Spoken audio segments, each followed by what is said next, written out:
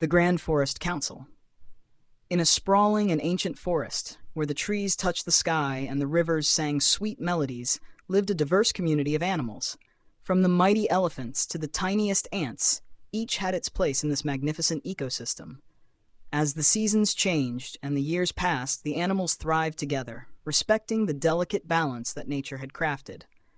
However, harmony was not always easy to maintain, and conflicts often arose. One year, a severe drought gripped the forest. The once bountiful rivers dried up, and the lush vegetation withered.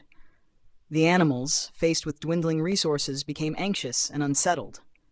The larger creatures, like the elephants and the lions, grew worried about their dwindling food supplies and the risk of starvation. The smaller animals, like the rabbits and the birds, struggled to find enough water to drink. As the drought persisted, tensions rose among the animals. The larger creatures began to claim more of the remaining resources, while the smaller ones felt increasingly marginalized.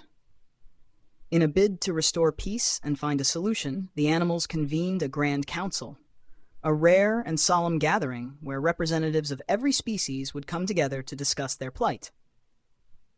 The wise old owl was chosen to mediate, given her impartiality and deep knowledge of the forest. The council convened in a clearing that had once been vibrant, but now lay barren and dry.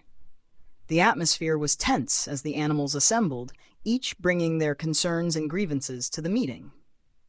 The elephants spoke first, their voices resonating with authority. They explained their plight, noting that their size required them to consume more food and water, which was becoming increasingly scarce. The lions, known for their strength and leadership, expressed their fears of not being able to protect their territory and the potential for conflict with other predators. The smaller animals, in contrast, pleaded for their survival, highlighting their desperate need for resources and their struggle to compete with the larger, stronger species.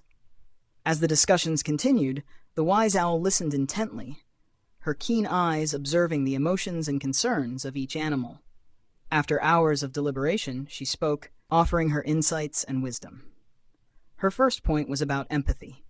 She reminded the animals that each species had its unique needs and challenges. By understanding and acknowledging each other's struggles, they could foster a sense of unity and cooperation.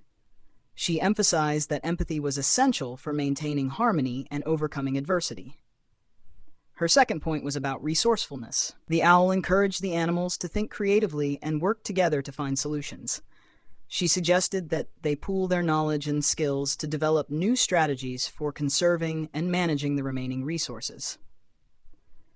The animals, inspired by her words, began to brainstorm ideas, such as building communal water reservoirs and sharing food supplies more equitably.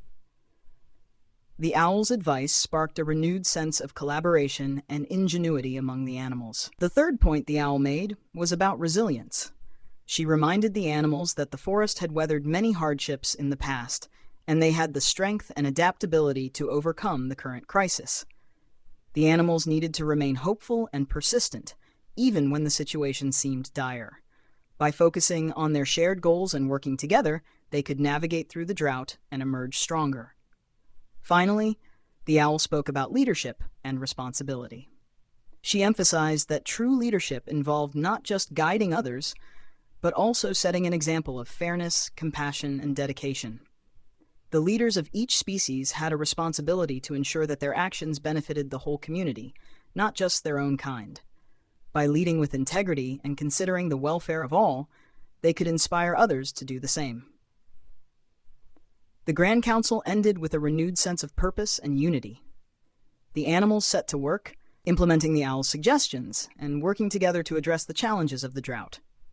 They built reservoirs, shared resources, and supported one another through the difficult times. Slowly but surely, the forest began to recover. The drought eventually ended, and the forest flourished once more vibrant and harmonious than ever before.